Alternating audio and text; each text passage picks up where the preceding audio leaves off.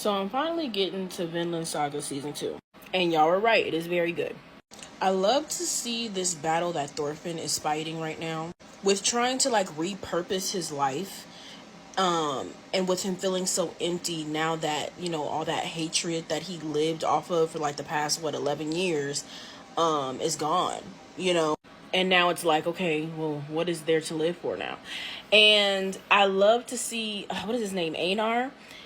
How he comes in and he's like, we gotta get rid of these trees and do this and do that. And let's do it at a quick speed because I'm trying to get back free. And it's interesting to see, like, Thorfinn, in the beginning, I don't think he had any intention of becoming free.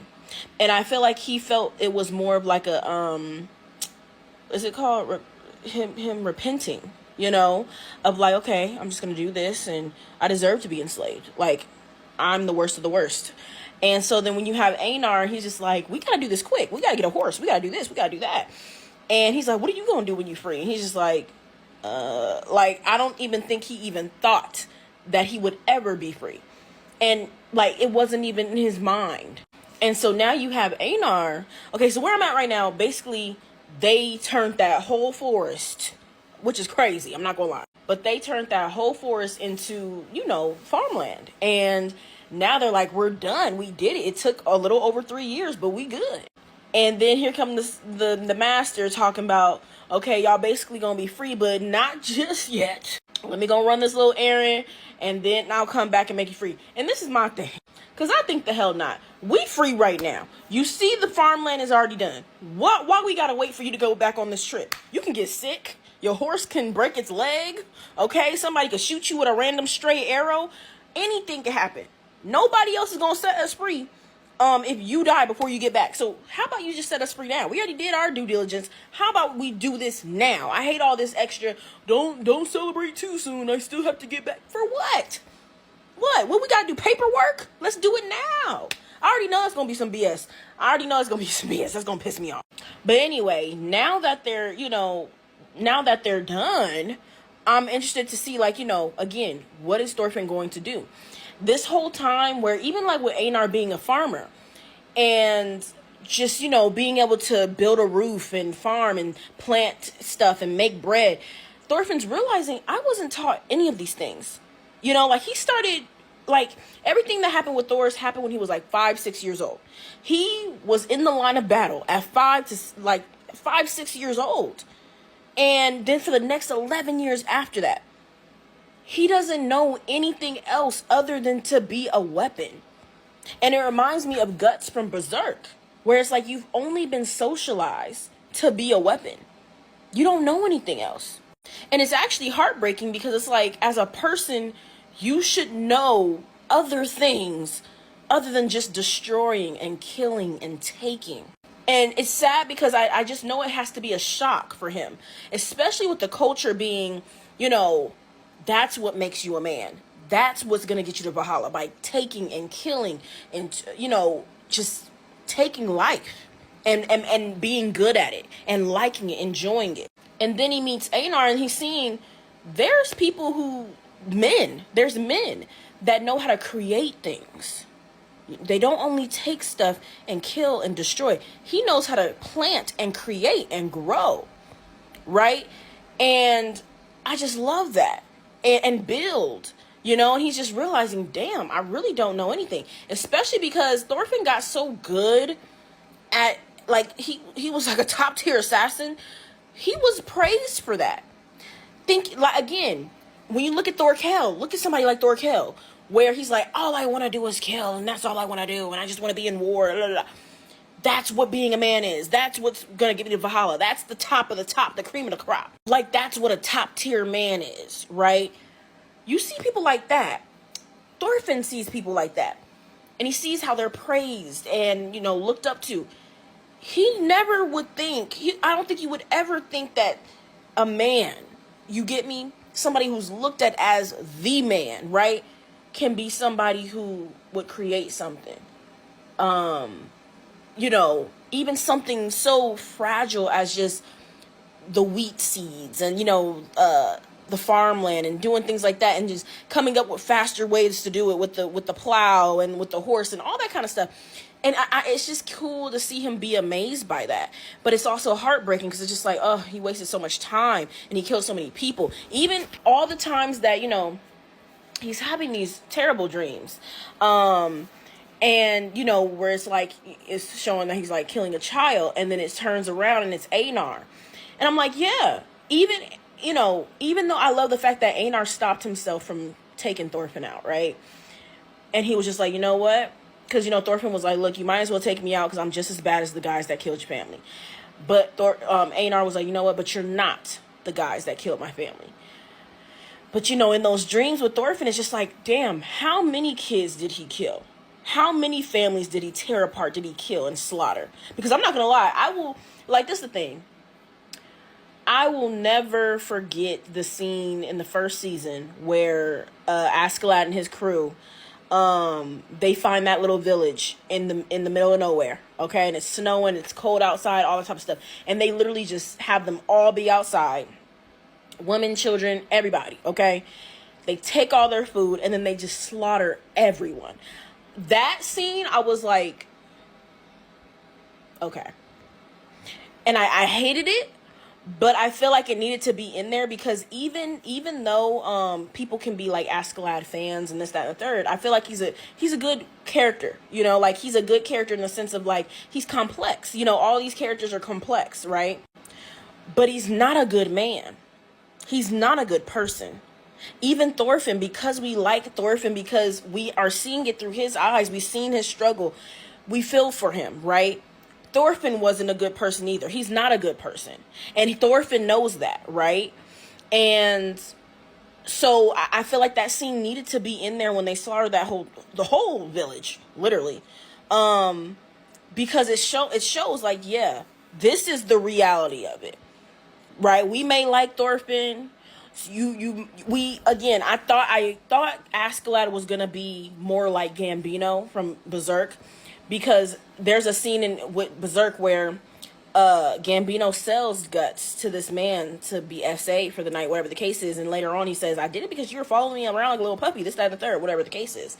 Really, he's projecting and upset that Guts is young and in his prime, he's strong and all that kind of stuff, whatever. But I was thinking, I was like, but it's interesting because that wasn't even the case. Gambino's wife took Guts in, so that was the only family he knew. But with Askeladd and with Thorfinn did follow them around kind of like a little puppy. Thorfinn didn't even know where the hell he was going. He thought, I'm going to kill you, knowing damn well he can't do nothing. But he did kind of follow them around like a little puppy. But Askeladd wouldn't do something like that. But he did, manipulate Thorfinn into doing all this dirty work.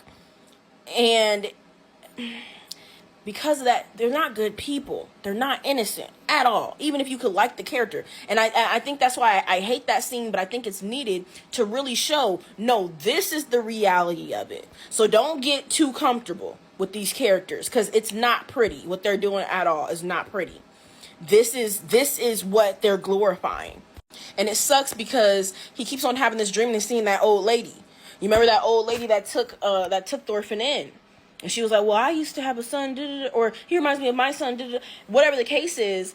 And it was all a ploy to bring Askeladd and they people over. And then, they end up getting got. And it just sucks because it's like, again, Thorfinn, when you're in war, and mind you, when he was younger, he had to literally find all this out and learn all these things in real time. But it's like when you're in war, nothing ever good really comes from it. Everybody it's open season on everybody. You feel me? You could try to be like, oh, run. I don't want you guys to get killed, this, that, and third. But you're promoting all of this. Like if you're promoting all this killing, somebody innocent is going to be in the crossfire. It just is what it is. Right? Especially when it's just like, oh yeah, we're just going to take over this whole entire village. It's like, all these people are innocent. They're not combating you. They're not in the line of battle like you. But that doesn't matter, right? Because you guys have your agenda. It reminds me of when Griffith, the God Hand showed Griffith all those dead bodies. And I'm gonna make another video when he has that dream, or he's almost dead or half dead or whatever, and he sees Askeladd, and it's like all these people fighting and they're enjoying fighting. I'm like, yeah.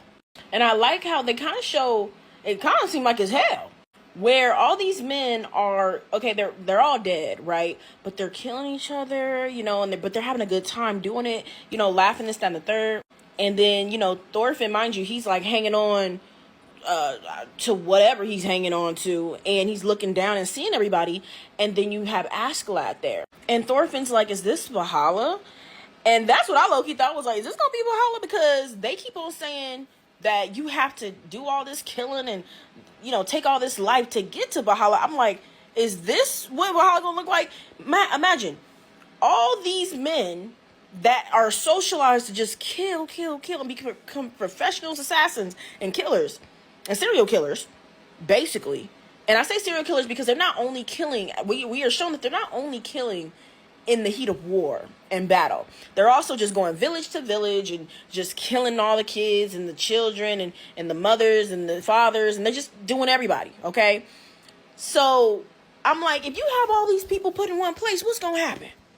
Y'all think it's gonna be roses and daisies? I don't think so. I don't think so. If you're preaching war and like literally just socializing these men to only be weapons, when they get to some place, right, and be really good at it too, and to enjoy that, when they get to one place and they're all together in one place, what's going to happen? Compared to when he's saying, you know, he's preaching, you know, no one's your enemy. There's other things to being a man other than using a weapon and, you know, killing and this, that, and the third. And then we see Thor's always in this peaceful place. That sounds more like Valhalla, right? That looks more like a heaven or Nirvana, whatever the case is, whatever you want to call it, right? And it's like, okay, well, look at the difference. You can't expect peace when you're promoting war, right? And so it's interesting because, you know, Askeladd's like, no, this isn't Valhalla. Valhalla is much nicer than this. But it's sad because all these men are being told that to get to Valhalla, you have to do all these terrible things. But where do they tend to, where are we seeing that they're ending up? And I'm like, damn. And then he's like, Askeladd's like, yeah, these are all the men you killed, Thorfinn. I was like, damn. Because not gonna lie, that reminded me again of with Griffith in Berserk, when the God Hand was like, oh yeah, all these men, all these bodies piled up, these are all men that died because of you. But what's even crazier, right? Because I think in Berserk, with that, it was not only men that Griffith personally killed, it's also men that his men have killed because of his dream. So it's even more. Compared to with Thorfinn, these are a lot of men he's seen. And he said, these are all the ones that you personally killed. I was like, damn. And like I said, you know, because we're seeing it from his eyes, we do love Thorfinn. We like Thorfinn. But Thorfinn's not a good person. And he knows that, right? And that's why he's like, he wants to repent, right? But it's like, and that's why I love this conversation of like, do you think someone can change? I was like, oh my God, I love this season. I do. Because you can see that Thorfinn wants to repurpose himself. He wants to change, right? And I think that's a big thing, especially in the real world. You know, we're socializing these boys and these men to be weapons, to be aggressive, to be aggressors, to take, you know, and to destroy, you know. And I'm like, but you can repurpose. And I think that's the biggest thing.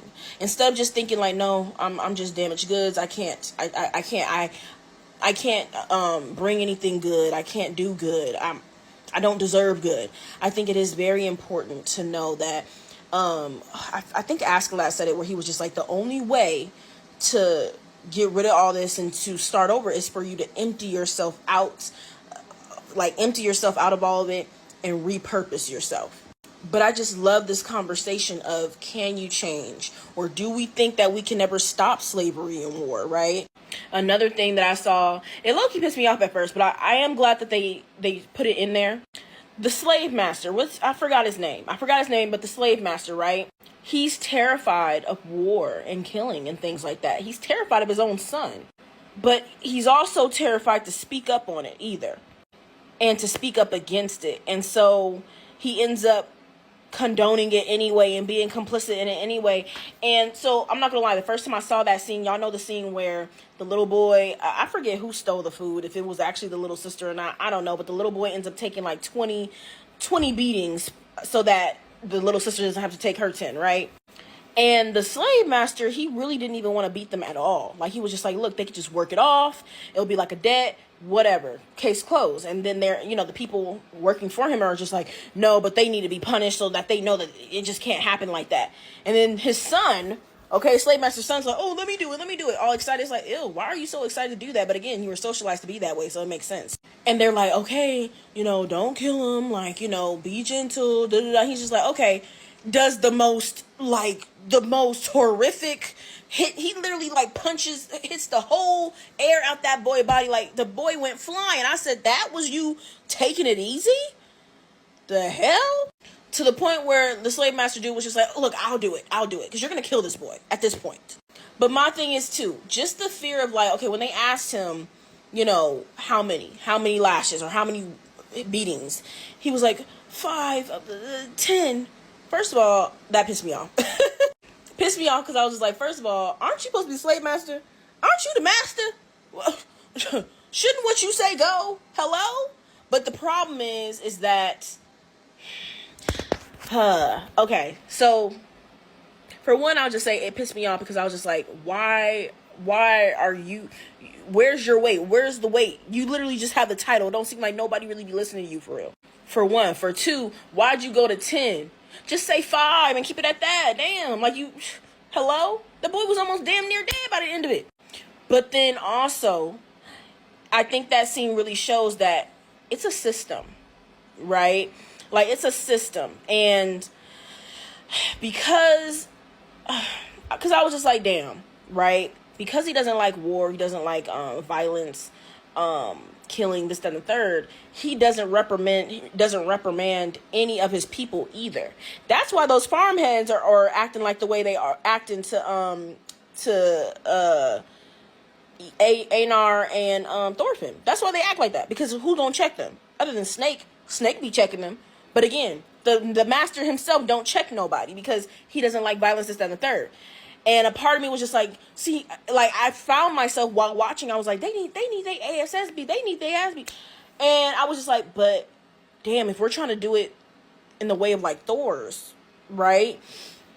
And of course, Thor's wouldn't even want to have slaves in the first place, right? But if we're trying to take Thor's as like his concept of, what he considers a man to be, he probably wouldn't use force unless he absolutely had to. He would try to use his words first, this, that, and the third. And by doing that, you have to understand they're going to take things into their own hands, right? And so I was just like, I think it's really proving that it's a system. It's not just one person not doing something is not going to stop the violence. It's not going to stop the killing. It's not. And also, I feel like the reason why stuff worked with Thor's, now mind you, it didn't really work with Thor's, right? He ended up getting killed, right? Because he was trying not to be the person that he used to be. There's going to be consequences with that. And I think that was the whole point of like, okay, if you, knowing this is how this society is ran, especially with men, knowing that this is how men operate in this society and what they believe masculinity is to be and what being a man is, if you try to opt out of that, there are going to be consequences. But then if you go all head into that, like Thorkel, there are going to be consequences. It's like a double-edged sword. Now, over time, if people opt out, is there going to be some change on a micro level? Yes. Right? Little by little, right? We're going to see, for example, you have more fathers like Thor's, right? Or Einar, who can control themselves, right? There's more to life than just fighting and killing, this, that, and the third. Yes, on micro levels, boys are going to grow up seeing like, well, my dad did this and I'm going to live by this. But are there going to be consequences when you run into people who are like Thorkel? Yes, absolutely. And so I feel like I kind of want to see a healthy balance in the show. I want to see a healthy balance of somebody who is trying to preach for peace, but is okay with standing their ground, or like, I don't know. I think we need to see a little healthy balance, because with the men in this show, you can't completely opt out. They just take you out. I don't know. So far, that's what I'm seeing so far. I'm not done yet.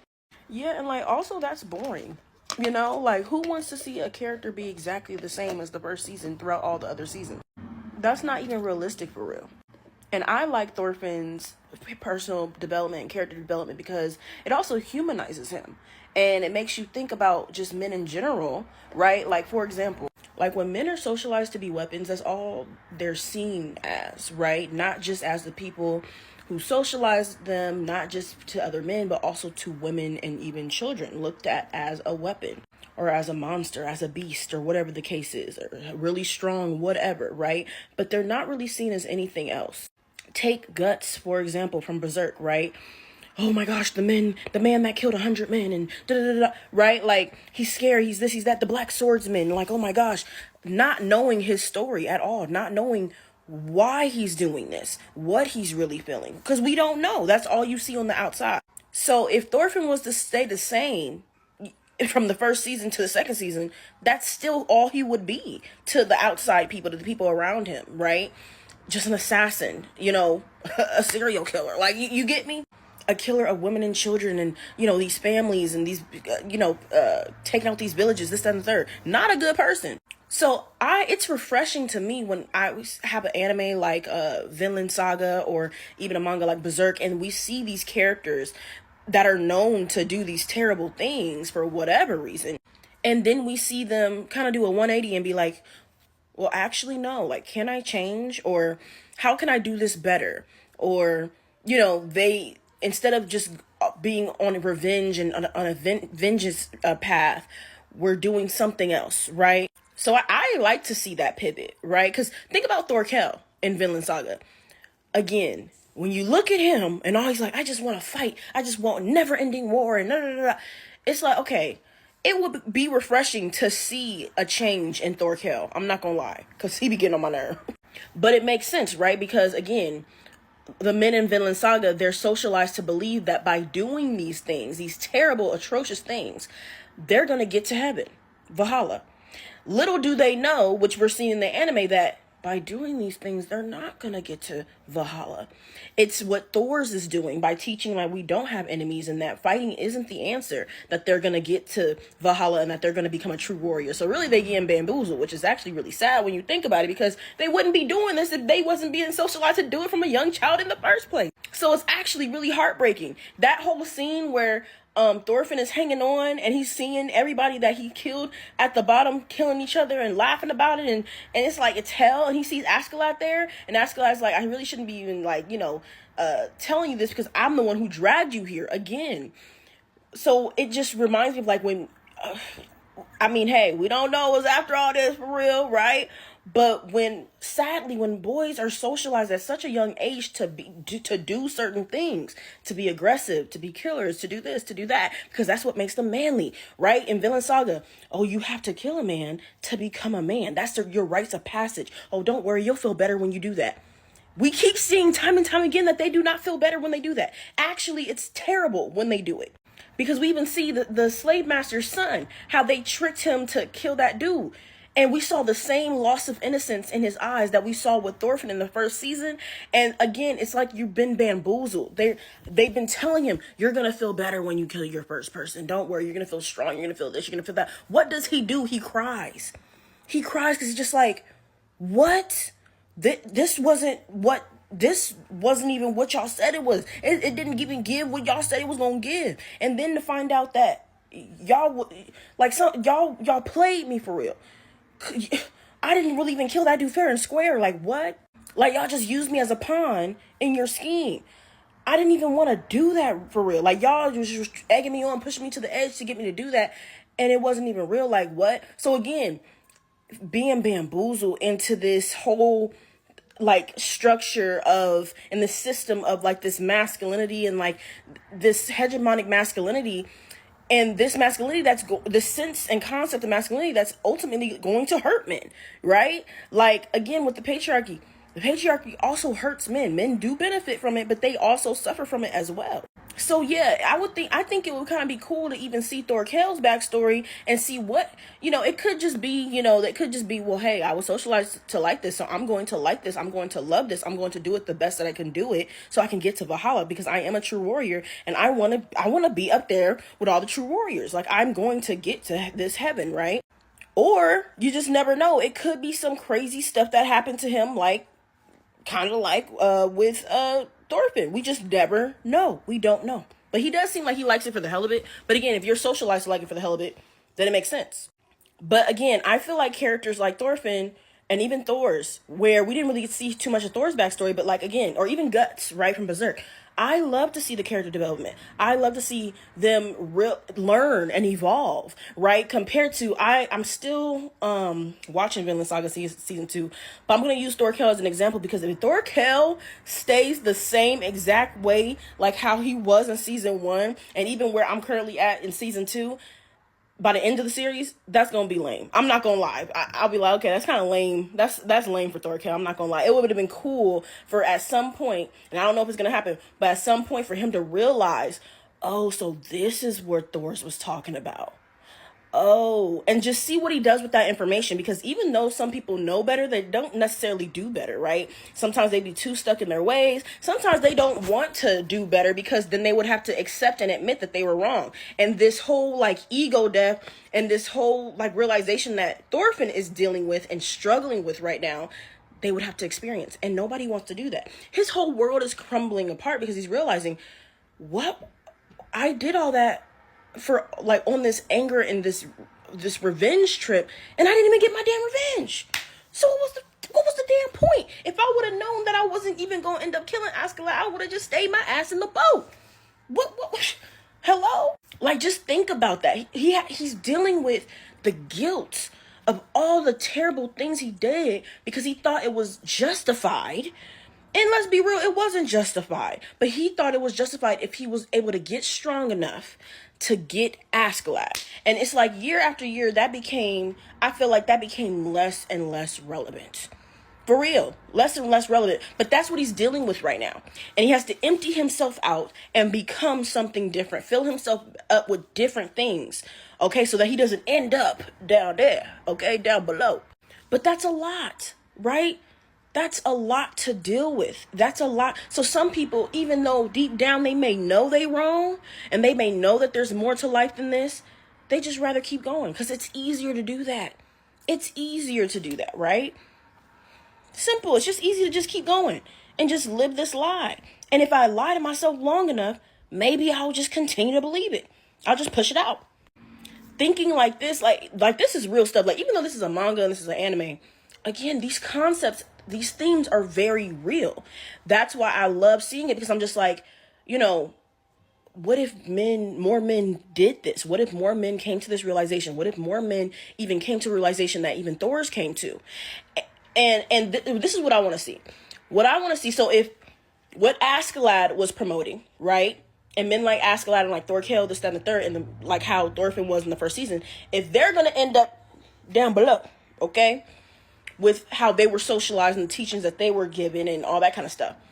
And what Thor's is saying is going to end you up in Valhalla, right? Being more peaceful, not fighting, understand that you don't have an enemy. None of us do. Because let's be real, if everybody thought like that, there would be no fighting, right? If we all don't have enemies, all of us. That's what I'm saying. It can't just be a selected few people thinking like Thor's, because then what's going to happen? They're going to go out just like Thor's, because they're going to get taken out, because they're going to like, oh, well, what the fuck is you talking about?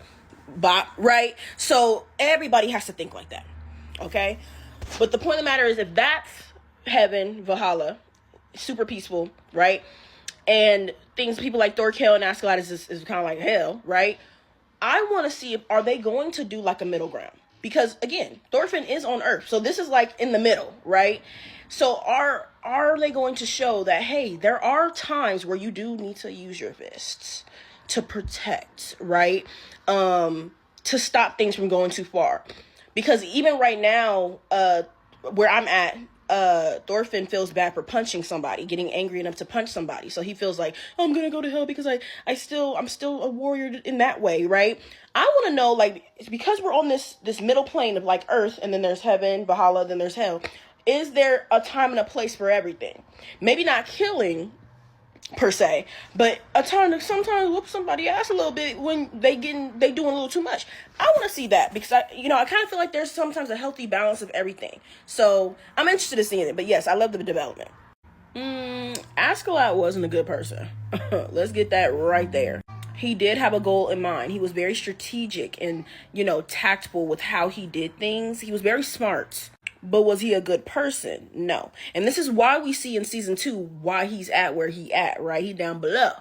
Because he wasn't a good person. He did terrible things. Killing all these innocent people. Like I said, I will never get over the scene where, again, he, him and his people, they found this little village in the middle of nowhere, right? It's snowing, it's at night, whatever the case is, and they drag them all out their houses in the cold. Again, everybody, men, women, children, babies, all that. And they take all their food, they take all their houses, and they slaughter all of them. Just slaughter all of them. Every last one. Okay? That is not something that a good person would do. And mind you, that's not even all the things that he did, right? Again, Vinland, I think the whole point too is that these men do terrible things. They're not good men. They're not good people. But a big part of it is because they were socialized that way. Just like in real life, right? But they're socialized that way. In Vinland Saga, they're socialized to be killers. They're socialized to be weapons. And then they're taught and praised for it, for one. But then they're taught that doing these things will get you to heaven. Or will get you to Valhalla. Even if you think that that's what will get you there, you're still taking people's lives. Innocent people's lives at that. This is not even just in the heat of battle. This is not even just being like, okay, we're both, warriors. You're right in front of me. You got a sword. I got a sword. One of us gonna have to go. It's not even just like that. Completely innocent people getting slaughtered because you have a goal in mind does not make you a good person, right? Again, yes, I get it that you have your goal, but at what expense? But yeah, I like Askeladd's character. I'll say that. I like that, again, I like that he was strategic. I like that he wasn't like a Gambino. The comparison came from the fact that, again, we have these two characters, Guts from Berserk, and we have Thorfinn from Vinland Saga, where these are men, they're following these men that are not their actual blood father. And then you have like Gambino over here saying, oh, well, I did that to you. I sold you to Donovan because you were following me around like a puppy. Da, da, da. And I was like, well, it's interesting because in Vinland Saga, someone can say that Thorfinn was following Askeladd around like a puppy. But even so, Askeladd never did what Gambino did. But it just shows all these different male figures. Like, it doesn't matter. Like, the situation could be similar, right? But it's up to that person what they do and how they do things with, right? Because we also see that with Vinland Saga, a big theme is also fatherhood, right? And so we see all these different versions of these men and how they treat the younger generation, how they treat younger men, how they treat their actual blood family, and then how they treat even somebody who's not necessarily their blood. Like we saw what even like Canute and the guy that was raising him. I forgot his name though. But Canute and the guy that was raising him, how he was a very loving like father figure to him. He was more loving as a father to him than his actual father, right? And don't get me started on Canute, because Canute is definitely his daddy's son right now. Where I'm at right now in Vinland Saga, we're seeing that Canute is finally understanding what his father was talking about when he said the power of the crown, honey. And does that justify what he was doing? No, but it's just like now he's able to see. And Canute's doing some grimy stuff because he's like, well, I have to if I want, like, it's what you mean? Like, I have to do that. And it's like funny because it's like, oh, season 1 Canute would be appalled at what you're doing right now, sir. And you was looking at your daddy like for trying to take you out. You was looking at him like he was a monster. But now look at you. Look what you doing. Oh, so it's the power of that crown, huh?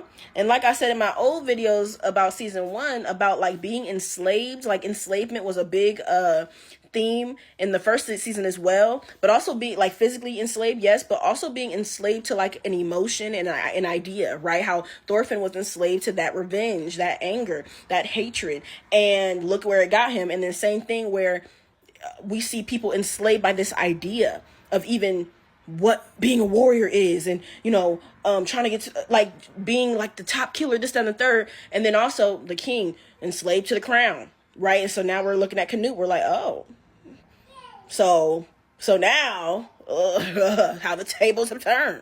But anyway, what I was saying was, again, that's where the comparison came from, because again, with Vinland Saga showing like these different versions of like fatherhood and like what a father's supposed to be, and how that can shape how a young boy can grow up depending on what kind of father figure that they had, right? Because again, Gambino isn't Guts' blood father, and so is Askeladd. Askeladd isn't Thorfinn's blood father.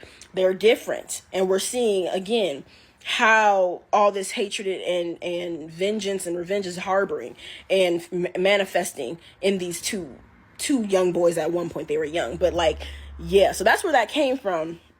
And I was just like, interesting. I thought Askeladd was going to kind of be like Gambino, but he's nowhere near that.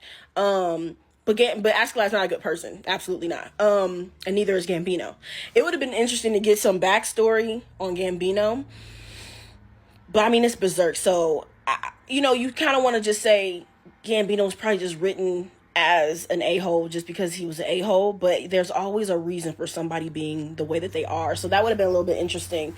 I mean, just like the reason that he tried to take out Guts, again, came from like, insecurities, jealousy, things like that. Not just because he went crazy, but it stemmed from somewhere. And it all stemmed from, again, when he lost his leg. So, yeah, but we get to see, why Askeladd is the way that he is. But that doesn't justify what he did and all the things that he allowed and all the things that he told his people to do either. Askeladd is not a good person. I do like Askeladd more than like Gambino. Yes, because Gambino's just atrocious, right? But Askeladd is atrocious too on different levels. Like, yes, you have SA, and then you have murder. I mean, they're both terrible, right? But just on different levels, you say. But like, again, I said Askeladd wouldn't have sold Thorfinn off to anybody in that way. He wouldn't have done something like that. So, like I said, I like Askeladd's character better than Gambino, but they're both not good people. And like I said, that's exactly why they show Askeladd where he at right now, in season 2 of Vinland Saga. So yeah, I just wanted to clear that up. I'm like, Askeladd not a good person. Exactly, because what Thorfinn is doing in season 2 is the hard part. Having to reconstruct your reality, having to reconstruct your foundation of what you think being a man is, what you think good and bad is, what you think right and wrong is. That's the hard part. And then having to acknowledge and realize and face that you've been wrong. You've been terrible, right? I'm like, for him being like, I'm not a good person. Why should I get to live after all the lives that I took? Even though I was being praised for it, even though that I was being socialized for it. I mean, socialized for it to be a weapon. Like, I was always taught to be a weapon, always taught to be a fighter. It's either kill or be killed, right? The strong are always going to prey on the weak, so I need to be strong, right? All those things I was programmed to be. And now that I'm, reprogramming myself, I have to realize I was a terrible person. I was the worst of the worst. Some of the worst of the worst, right? And that's why when he tells Einar, if you're going to beat those people up for messing up our crops, you're trying to kill them over that, you might as well take me out too, because I did worse than them. He was like, I've always been on the side of the taker. Like how Einar is like the creator, somebody who creates, somebody who gives, somebody who makes things and builds things. Thorfinn has always been on the other side where he destroys things, right? Where he takes life, right? So to have to deal with that is not easy. Hello? Especially since young boys from a young age are always socialized, right? To have anger and to feel anger rather than any other emotion, Think about that. When young boys cry, stop crying, that's for girls. Like, no, not, you're a man. No, you're a boy. Like, that's for girl. Huh? Same thing when they're feeling other things. We, like, as a society, we do not really verbalize what they're feeling. This is why a lot of times girls mature faster than boys too, because we allow women that space, young women, that space to feel. Because they're like, oh, well, they're a woman, they're supposed to feel that thing. You get me? But it's just like, boys need to feel that too. Do we want our boys to be emotionally intelligent, or do we want them to just be weapons? Right. So, like, instead of, like, when a young boy is crying, instead of being like, hey, so what are you feeling? And then understanding that they're young, they probably don't know what they're feeling. They're still trying to navigate their emotions. Instead of being like, hey, so are you nervous? Are you scared? Are you feeling a little anxious? Are you feeling a little overwhelmed? And instead of giving them these definitions of what they're feeling so that they can learn what they're feeling, so that later on they can, instead of just going to anger, right, the secondary emotion, we're teaching them to feel these other things and to verbalize what they're feeling instead of just talking with their fist, right? We don't do that with boys like that. So again, that's also a part of that socialization process where we're teaching these boys to talk with their hands, to talk with their fists. And at some point that becomes a problem, to deal with their problems, right? And at some point that becomes a really big problem when you are their problem. Well, mom, I'm upset with you, so knuckle up. Or well, later on, they with a girlfriend or whatever the case is, a boyfriend, whoever, they're upset. What were they taught? Oh, I'm taught to duke it out. Oh, okay, so now you gonna get it, right? And it's just like, that's not how we're supposed to go with things. Really, they're upset. Really, they're sad. Really, they're feeling lonely. Really, they're feeling overwhelmed. But they've been only taught, because they were boys, they were only taught to feel anger, right? And to fight. That's not how it needs to be. And so let's fast forward 30 years. They're 30 years old. And then now they have to deal with, oh, so you're telling me that's not how I should go about things? Oh, so you're telling me all these people that I beat up, or I took their life, I did this, I did that, that was wrong? Even though the people around me was hyping me up and saying that I did a good job? What? That's hard to have to come to terms with, especially somebody like Thorfinn. Like, again, even when he was down where Askeladd was, and he was like, yeah, those are all the people that you killed, like, by your hand. That was you. It reminds me of in Berserk when Griffith, is talking to the God Hand, and then they show him all these piles of bodies. Now, mind you, even though that wasn't all from Griffith's hand on his own, his men was following him, and this is all for Griffith's dream. And so it was just like, this is because of you. And to see all those dead bodies piled up like that, it's just like, oh my God, that was me, right? That's scary. That's uncomfortable, right? So like you said, yes, like that becomes a comfort zone for a lot of men. I'm just like, you know what? I'm just going to live in my anger. Because for one, that's all I know. And for two, the more time passes by, I'm more and more comfortable in that. And I don't want to feel that uneasy feeling. I don't want to have to take that accountability of like, hey, I was wrong, and feel like crap. I don't want to do that. I'd rather just stay over here. And this, of course, is not all men who do this, but most. I would rather just stay over here, live my life the way I've been living it, and surround myself with people who are going to validate me for doing that, even though it's wrong, right? And I'm just going to try to isolate that feeling and compartmentalize it and keep it over there.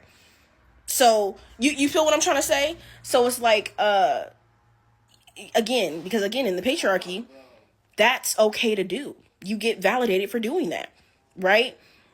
But you also are suffering from it, right? A lot of men suffer from the patriarchy as well.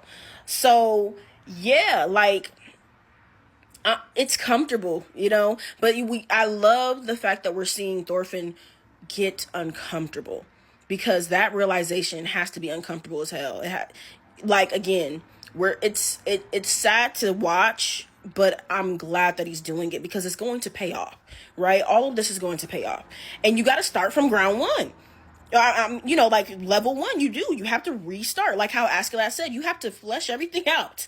This is the only way that you will not end up here, is if you flush everything out and then fill that void with something else. Learn how to cook. Learn how to clean. Learn how to build something, right? Learn how to plant crops like Einar. Learn how to, protect in a way that doesn't always mean taking life, right? Like, gain friends. Start talking to people. build a community. Like, there's a lot of different things to life other than killing, right? And again, I love to see, again, this character development in season 2 because it humanizes him. It really does. It humanizes him. We got to see Thorfinn as a child before even coming across Askeladd, right? But for the majority of the season 1, we're seeing him as like this top tier assassin, this top tier killer, this, and again, there was nothing really there other than anger, right? Other than anger. And so now in season 2, we're seeing this more human side to him. Like how Einar said, he's like, it's cute seeing you get all excited about these crops. It's like watching a child get excited about this. Yeah, it's nice. It's like we're getting to see him learn stuff again and actually be amazed by things. Like, we're seeing personality. We're seeing a human being other than just a weapon. Right? And I know it's hard. It's hard. Even like the nightmares that he's having, and like these realizations that he's having, and like just all this, like him repenting, and all these negative feelings he's having. Yes, it's uncomfortable, but it's needed. But yeah, of course, a lot of people they don't want to do that. But yeah, a lot of people aren't going to want to do that. That's too much work.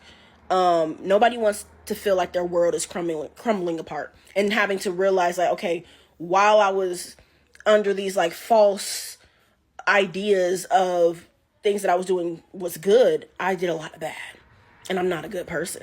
That's a hard pill to swallow. That's a big pill to swallow, actually. So yeah, I just love the representation in this show, and even in Berserk too. We're seeing it in Berserk too, if you guys read that. But yeah, I think I'm going to end up reading the rest of Vinland Saga after I get done with season 2. I did hear that season 3, I think it's been confirmed, right? But I think I'm going to read the rest of Vinland Saga. And I think it's still ongoing, right? Even the manga, but I think I'm going to read. I'm not going to lie. Arnheid and Garter's backstory got to me a little bit. I think the biggest thing for me is the fact that they had a 1-year-old son, and my son is 1 year old right now. So basically, seeing them just take her son and just holding him in such a just not with care at all, and he's crying and she just never gets to see him again. Oh my gosh, that broke me. Oh my goodness. Because it's like, again, I'm a first time mom, so it's just like, you, like, as a mom, as a parent, but especially as a mom, this baby that was born like from inside of you, that you carried, that you don't want nothing but the best for, that you just always try to protect with your life, and to be put in a position where you cannot protect them, and then you just never see them again. Oh, and then you don't know what's happening to them. You don't know what's going to happen to them. Oh my God, I couldn't do it. When I watched it, I was like, oh my goodness, oh my God. And it just made me so mad, because it was just like, Garter, like she said, we do not need that iron for real. We're not in need of anything. It's not even in demand. Why do we need that? Why? Like, you're going to risk your life and leave your family for something that we don't desperately need? We're good. We're chilling. Like, hello. Like, this is becoming a man thing, and power and control, and whose stuff is bigger? Who has the most resources? This, that, and third. It's like, we're good here. We're fine. Leave all that other BS out.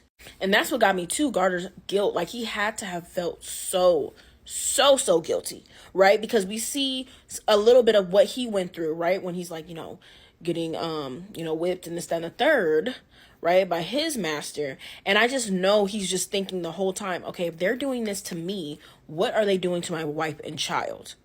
And the fact that we saw that when he finally passes on, he saw his son. But his son wasn't 1 year old. His son was a child, like she said, 6 years old. It made me think, like, okay, I guess he passed away young, right? Or I didn't know if he passed away as a 1 year old child, and he just happened to see him as a 6 year old child because she said 6 years old. I don't know.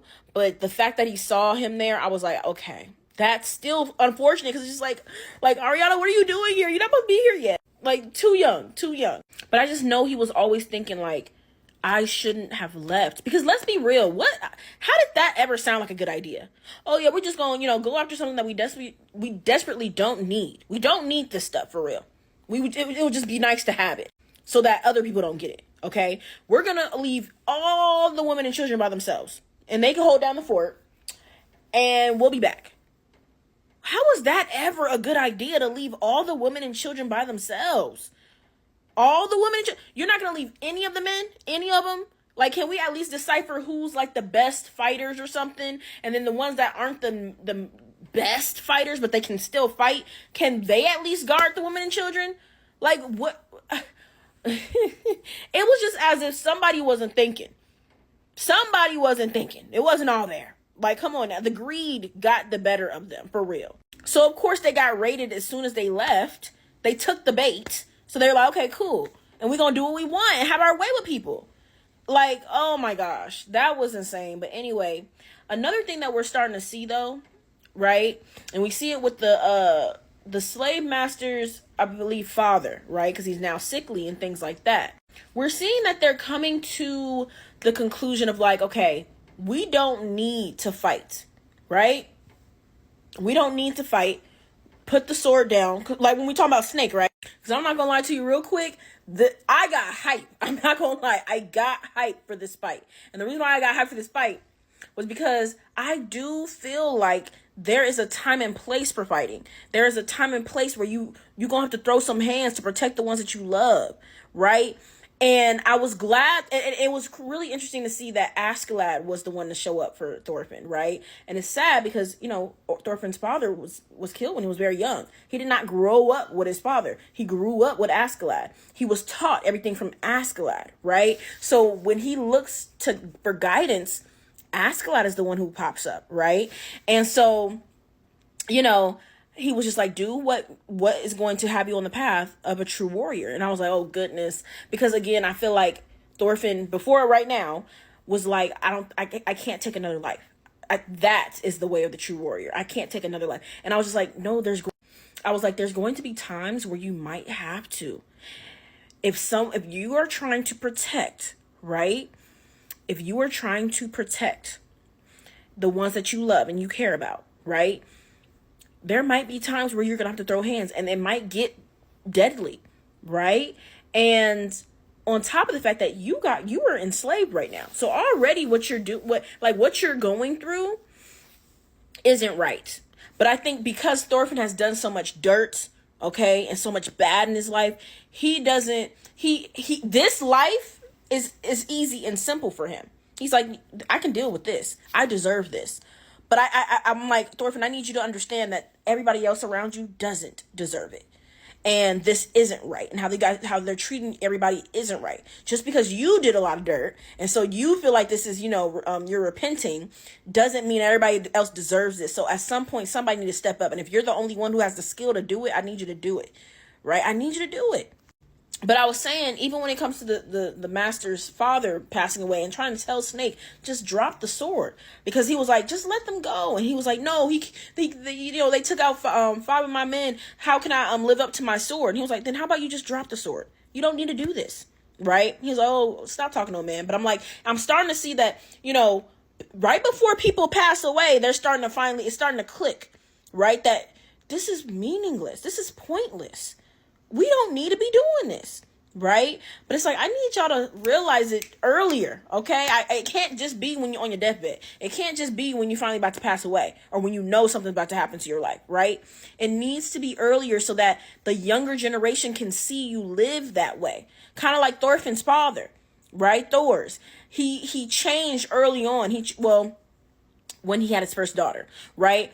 To where the daughter was able to see him live up in that way, right, and not be a warrior. It's just sad that Thorfinn, right, was so young when all that happened. So he wasn't really able to see how his father was really moving. And, he wasn't that age to where he really cared and understood why, right? So I'm just like, we're getting there. We're making a little progress with some of these characters. It's not enough, though, right? It's not enough.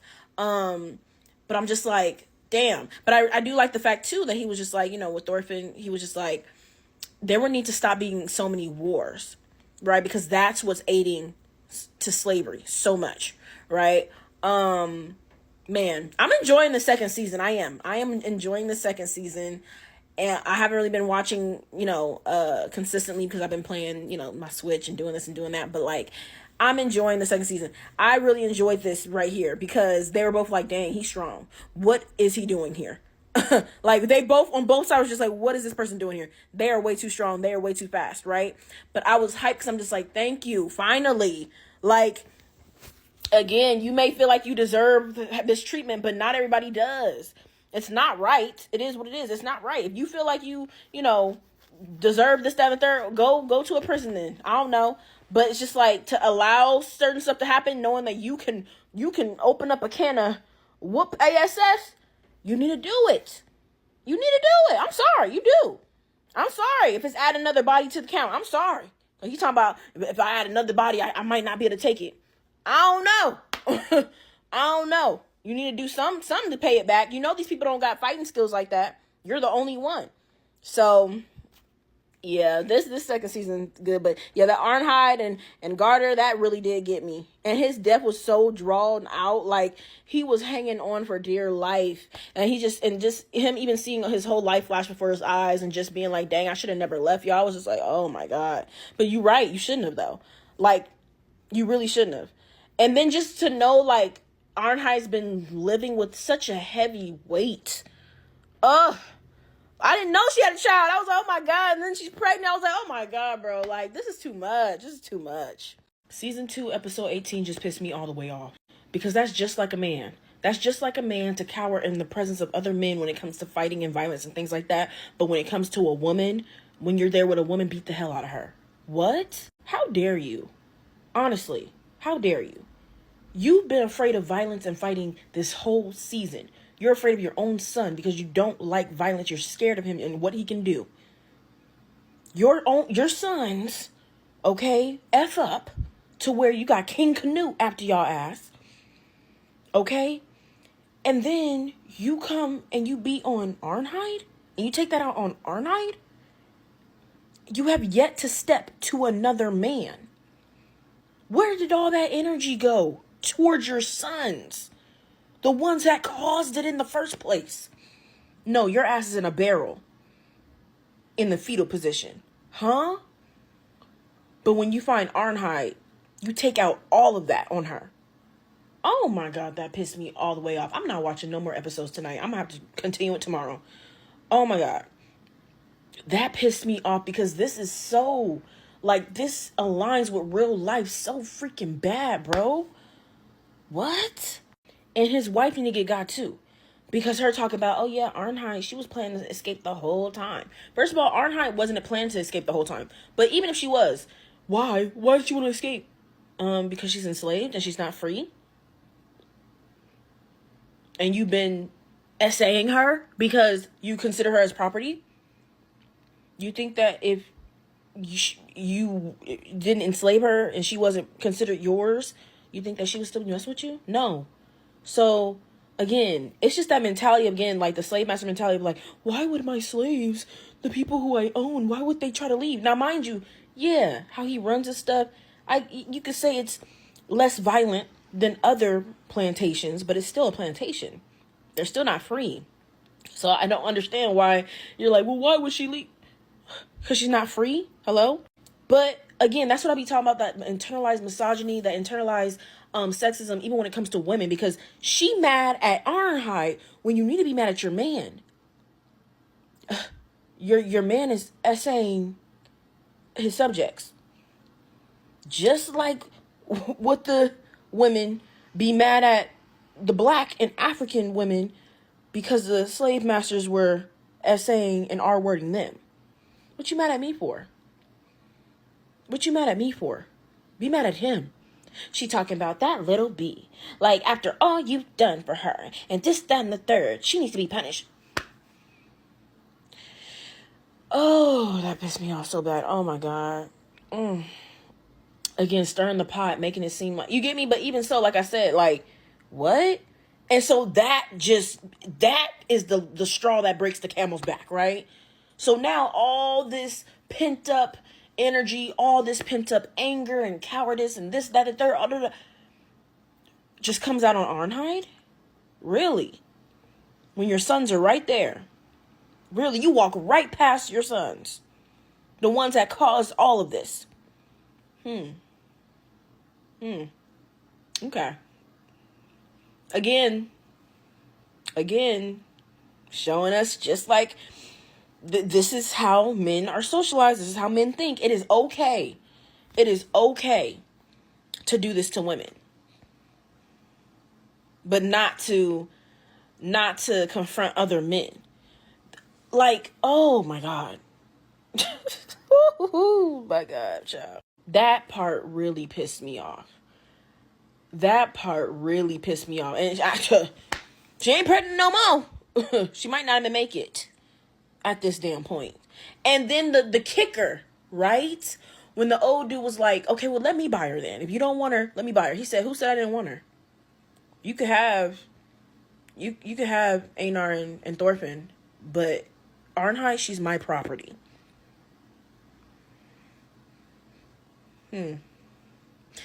Like I said, I ain't watching no more episodes tonight because that actually pissed me off, because this is what I be talking about when people be like, oh, it's just a show, it's just this is it. No, this is how men are socialized.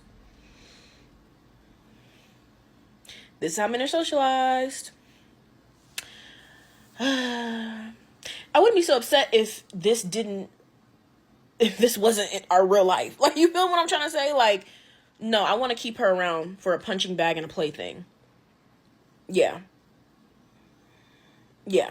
That's why I want to keep her around. You take the man, I don't care.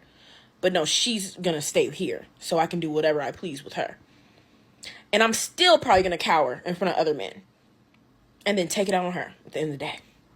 Like, child.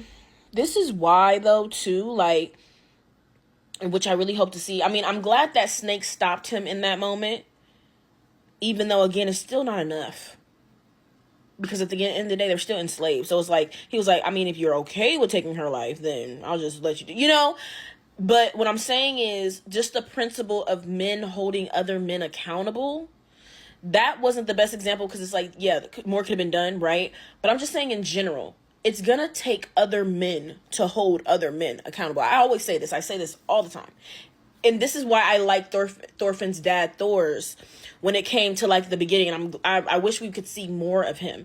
Was just the fact of like this man that men look up to, right? Telling them, put the sword down. That's not what a true warrior means. This is somebody that they look at as a true warrior.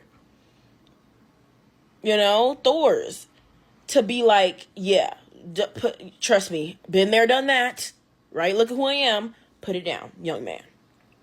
I just wish he could still be alive. Again, one man not gonna do just to change everything.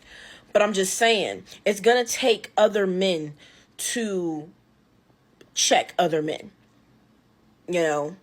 So when I look at other men, they see what's going on, they know what's happening, this, that, and the third, and they know better. Because you don't do better until you know better, right?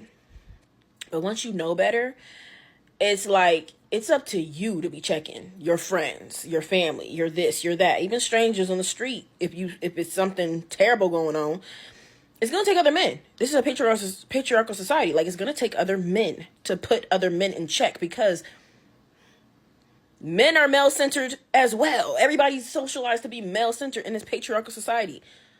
Men do stuff for the male gaze. They be saying stuff, they be doing stuff for the female gaze, but let's be real. You do stuff for the female gaze so that you can have women around you so that you can look better in the male gaze. There are studies on that.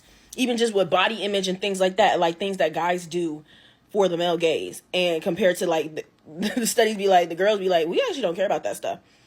And it's the guys that care about it. And they think that other guys care about it. So therefore, that's why they be doing stuff. It's a whole thing. But point of the matter is, it's like, it's going to take other men to hold other men accountable, bro. Oh, my God. But he really pissed me off. He's pathetic. He's actually pathetic. And it's crazy how the switch up. This is really good writing, because see how he comes off real nice and sweet and this, that, and the third. But that darkness is in him. And who he chooses to take it out on. Clock it. Pathetic, bro. And the way how he rolled out that damn his son rolled him like a damn bowling ball out the barrel. He was in the fetal position and Arnhide, he's like pathetic. Pathetic, bro. Gross. And then when you find out she's trying to leave because, yeah, she's enslaved, and yeah, her husband came to try to save her. And mind you, this wasn't Arnheid's plan. But if she got a shot to leave with her husband, why not take it? The hell? Common sense. And if you really cared about her, you really loved her, cared about her, you're the only one I trust, you're the only one I believe. That's not true. That was possession. That was, again, ownership, all that other stuff. But if that was true, you would have been like, you know what? I can't really blame her because I care about her so much. Like, she shouldn't be in this position. So that's not what it was. That's not what it was. And now everything just comes out and you know that she can't beat your ass. So you do it for her instead. You do it to her instead. Like I said, that's just like a man. Of course, not all men, right? But that's just like a man. Woo, he pissed me off. Wow, he's pathetic, bro. Like, that's crazy. Like, ugh. I'm in this video. I don't want to look at his face right now. Although Keto was usually scared and didn't like violence and was scared of fighting and things like that, in the moment where he was flogging Arnheid, if Snake did not stop him, it is very important to know that he would have offed her in that moment. The fact that he had already came with a weapon, okay? I had thought, oh, he already knew that there was a guy there trying to, get at her and trying to assault her. So I thought that he came, upset that he trying to, touch the girl that I like. But no, he brought that, okay, premeditated, knowing what he was going to do with her. He was going to let everything out on her that he's been feeling for years. All the anger from his sons, the anger that everything with the king is messed up, all things that she did not do, right? And put it out on her because he knows if he tried to fight a man, he would get turned every which way but loose. He was not going to stop. He didn't stop. We did not see him stop ever. It was not until Snake stopped him. So what ended up happening, right, was that Snake stopped him, and in that moment, right, that's when he was just like, you know what? I'm going to use her as my personal punching bag. That's what I'm going to do, and whatever else. I've already been assaulting her. Got her pregnant. Now, you know what? I don't want her dead, actually. Now, that felt good. You feel what I'm trying to say? That's when I feel like that's when he realized, you know what? Yeah, I don't think I want to take her out. Because who else he going to do this to? Without the fear, even of his male slaves. Who else he going to do that to without the fear of them fighting back? You get what I'm trying to say? And I feel like even Snake being able to stop him proved that, you know what? I have people around me, these men, even if they're slaves, that are stronger than me. And I don't know how to fight, and I don't like to fight for real. But inflicting this pain on this woman, this defenseless woman, that can't, even at her full capacity, cannot beat me. Let alone while I'm doing this, she's tied up, this, that, and third. She can't run, you get what I'm trying to say? Even the fact that Snake could stop him, and he was just like, look, I'm going to let go now, right? Because at the end of the day, I'm stronger than you, and I can whoop your ass, but I'm going to let go now because you have the right to do this. I'm just letting you know. Okay. And I think, again, in that moment, it really drove into him, dang. Again, the fact that he could even stop me. Because let's be real, Snake is a cold piece. You feel what I'm trying to say? He don't want that smoke. But I think in that moment, that's when he was just like, you know what? Yeah, that felt good. Like, that's what I think I need. I need to be able to let my anger out. I don't need to fight a man because, I'm not going to win if I do that. But I could do this to this woman. Yeah. And also, I think, which I hope I don't see, it will be very realistic if we do see it, right? Because we know he's been assaulting, sleeping with Arnheid and got her pregnant. We know that. Slave masters always did that, right?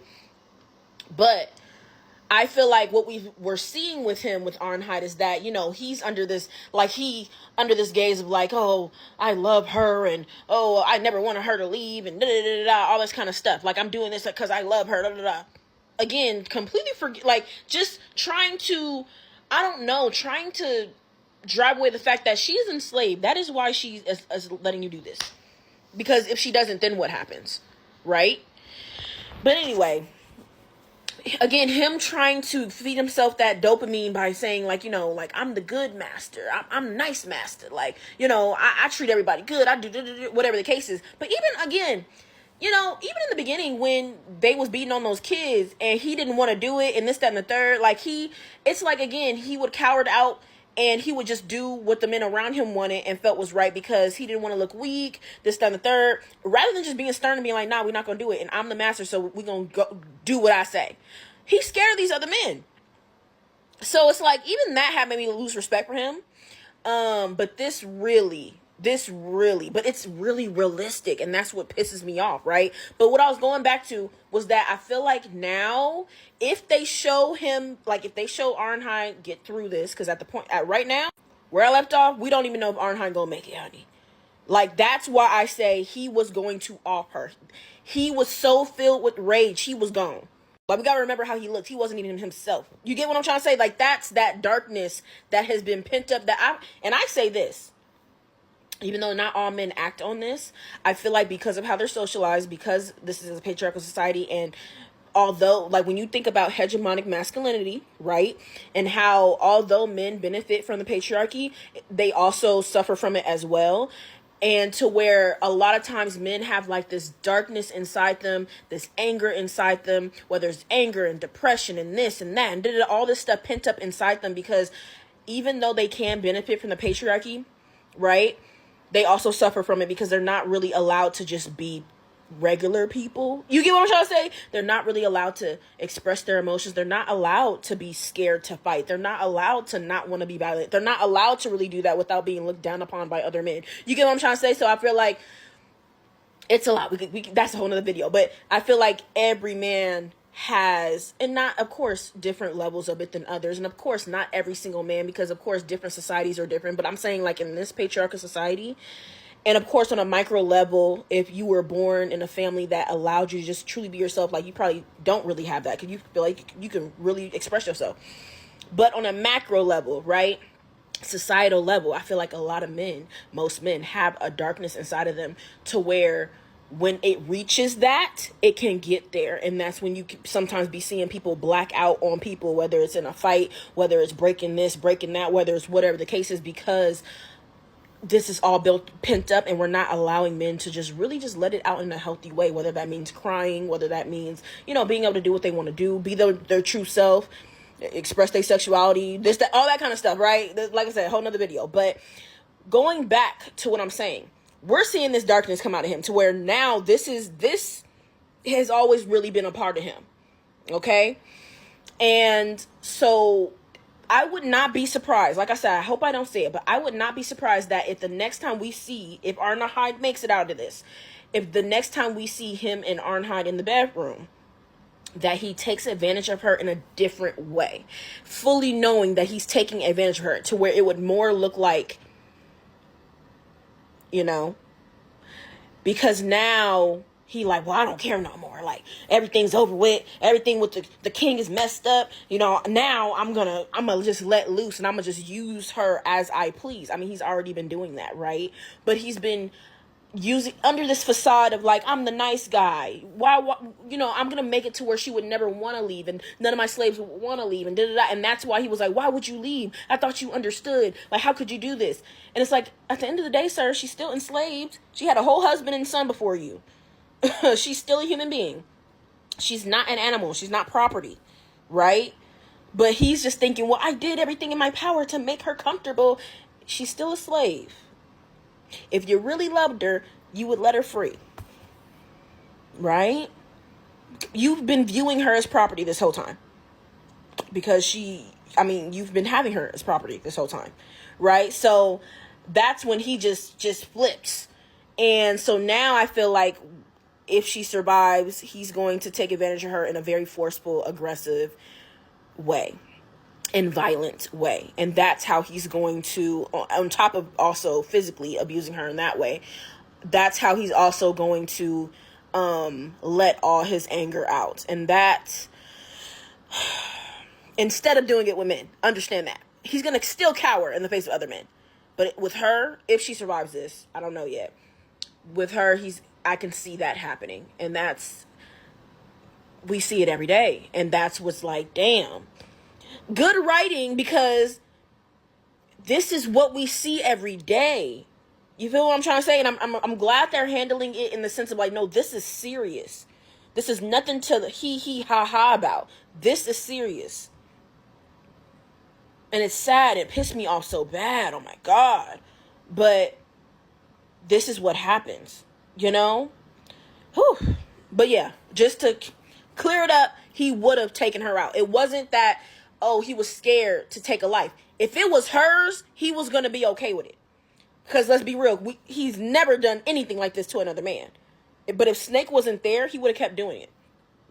And honestly, in that moment, I don't even know if I don't know if she would have actually, was done and gone, if he would have snapped to it, like, oh shoot, what I've done. I don't know if he would have. He was so, like, he was just blacked out. Like, not blacked out, he knew what he was doing, but like when somebody's like, oh, like, just see red, like, that's how he was. That's how he was, to where I don't know if he would have just walked away like, hey, it is what it is, or if he would have been like, oh shoot, like my Shayla type shit. Like, I don't know. I don't think Thor's and Thorfinn's philosophy is stupid. I actually think it's really vital to the progression and evolution of men, and society as a whole, especially when it's ran under a patriarchy like America. But I do understand the frustration of watching them navigate this philosophy and trying to differentiate between, should I be a complete pacifist, or is there a time and a place to throw them hands? You feel me? Because ultimately, if you're going to be a complete pacifist, because, right, this whole thing's about men hurting people. Look at society, right? Patriarchal society, this is what happens. Men hurt people, even themselves. It is what it is, right? Men benefit from the patriarchy, but they also suffer from it as well, just like everybody else. But it's just the fact that they also benefit, so compared to other people who just suffer from it, if that makes sense. But I think it's extremely important for men to start having these conversations of like, okay, how can we stop this from happening? Because I thought I was doing the right thing. I was socialized this way. I was taught this way. I was conditioned this way. And I learned from my environment to do these things. And all it did was hurt others and hurt me. So what should I do? Like, how can I repurpose myself? Because I've been trained, conditioned, socialized to be a weapon, to be somebody who takes, to hurt, to destroy, right? When there's so much more to life than doing that. But yes, it is a little frustrating seeing them be like, okay, well, maybe I'll just don't do anything. I won't do anything to anybody anymore and be a pacifist. Because at that point, you're not a part of the solution. Right? You may not really be hurting anybody and inflicting pain on anybody, but you're still watching the other men around you do terrible, terrible things. So yes, in the beginning of season 2, I was a little frustrated because I was like, Thorfinn, you a cold piece. You know you can stop all this injustice going on around you. But because he felt so guilty, he was like, you know what? I've done way worse, and I don't want to add any more names to the long list of people that I've taken out or I've hurt, or just, again, just taken off this earth. So I'm not going to do anything. And it's like, I always say this, because we live in a patriarchal society, men are going to be the ones to have to hold other men accountable with anything and everything. It is what it is. Women can try to speak up as much as we want, but until other men hold men accountable, okay? And this is with everything and anything. Stuff is not going to change like that. It's just not. Right? And not saying that women's voice doesn't matter. No, not saying that. But it's going to take other men, because men respect and they truly listen to other men. And men are male-centered as well. Even a man that you think is women-centered and all they care about is women, at the end of the day, when we dig and peel off those layers, they're also male-centered. Right? And, or even when you think of why you think they're woman-centered, they're male-centered. Okay, so they really care about the opinion of other men. They really care about what other men say, what they think, what they feel, right? It's another reason why everybody was so, like, think about Thorkel, and everybody was just like, okay, Thor says that's not what being a true warrior is. Well, I looked at Thor's as a true warrior, so I want to know what he really thinks is a true warrior. Like, I'm very intrigued. I need to know. Right? Especially for men that they respect. That's what they care about, right? So it's another reason why when guys see other men that they respect living a certain lifestyle, doing this, doing that, that's why they want to emulate that, or whatever the case is. Even when they see these guys in these podcasts living the life that they want, right, on the outside, right, not knowing how they feel on the inside, whatever the case is, but going off of what they say, even if it's complete BS, they start to let all that sink in, internalize this, that, and the third. It's a vicious cycle. But the point of the matter is, it's because they respect that man.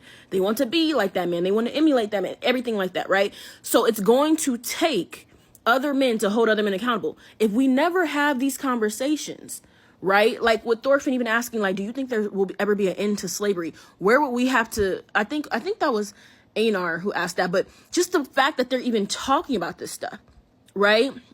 And Thorfinn being like, okay, we would need to stop having so many wars, right? Like, these are important conversations for men to be having, since they're the ones perpetuating the violence, right? But me personally, I will say, I do feel like there's a time and a place. And the reason why I say this is because, especially in this world with Vinland Saga, right? There's so many men inflicting violence and pain and hurting people, right? To where if a small group of men just stop doing stuff, even a big group of men just stop doing stuff, it could still be a small group of men, right, that are still doing so much harm, to where even if the majority is not doing it and they're just being pacifists, that's not helping. You get me? You're not really a part of the solution. You're just a stander by, or what is it, a bystander. You get me? So at some point there has to be, a repurpose of why you fight. It can't just be for ego. It can't just be for greed. It can't just be for status. It can't just be for, notoriety. It can't just be for those things, or because you think that's what makes you a man. It has to be a repurpose for why you had to take somebody's life. It can't just because that makes you a man and that's your rites of passage and you're going to feel so good when you take somebody's life. It can't be all that, what they be teaching in here, right? It has to be a repurpose of like, hey, if it absolutely had to come down to it because somebody was trying to take out somebody defenseless and helpless, and it has to be something like that, right? And that's a little tricky because everybody has a different idea of like what stuff is, right? Like, everything's a social construct. So people create their own reasons for stuff. But if everybody kind of like we had a consensus of, okay, we only do this if we absolutely have to. Even that is different because nobody can really come to a consensus, right? Then I think that could work. But I think the whole point of the matter is that they have such a violent culture in here. And even America has such a violent culture when it comes around, like, taking people out, weapons, this, that, and third, masculinity. We have a hegemonic masculinity that even hurts men, right? So I think that's what it is. But these questions and this philosophy is what sparks those conversations to what is going to get the gears moving to being like, okay, how can we fix this? But if we never talk about it, if we never throw things, or if men never throw things out there and discuss amongst each other, nothing will ever happen. So I think it's very important that this season, they're talking a lot about these different philosophy. There's a lot of discourse on this and they're trying to work through it. Are there going to be some trial and errors? Of course. That's with anything and everything. And that's why Thor's got taken out, right? Because, he wasn't the violent warrior that he used to be. And I feel like, I know he wanted that moment, especially since his son was there, Thorfinn was there, to show Thorfinn, instead of just talking, he wanted to show him. But there's going to be trial and error with that, right? You can lose your life because not everybody's working on that same time. And even Thorfinn's philosophy of like not to hurt anybody, nobody deserves to get hurt. They're not wrong, but it would take everybody to have that same philosophy for that to work. And we know that's never going to happen ever, because there will never be a time that everybody is going to have the same opinion and idea and philosophy on even just one thing, because there's just too many people. Everybody has different, ideas and opinions and whatever, right? So that's why that will never work. So that's why it has to be a time and a place, right? But I will agree, being a complete pacifist in a world in an environment where everybody is so violent is not going to help anybody. It's not. But I wouldn't call it stupid. I don't think that philosophy is stupid. I think, especially for this season, it is vital to start the conversation. Will the conversation end that way? Will the philosophy end that way? No, I don't think so. And I think at least where I'm at, I gotta get to episode 19 of season 2. But where I'm at, he did fight Snake to try to save Garter. He did fight. But the purpose of his fighting was different than what he used to do. So I think he's figuring out, you know what, maybe there's a time and a place to fight. And that's what I'm saying. But if he didn't have these conversations, it would have never happened. So I think that's the whole point. Men need to start having these conversations with themselves and with each other and start figuring something out. Because we can't just leave it. Just because everybody around you is violent. Okay, I may need to fight with some violence, and I may need to be violent. I may need to fight, but I need to repurpose my fighting. You get what I'm trying to say? So, yeah, I don't think the philosophy is stupid. Okay, so I finished Vinland Saga season 2. And basically, I'll just say I really enjoyed the series. So if y'all have any other recommendations that's similar to Vinland Saga and touching on topics like how they did in Vinland Saga, let me know.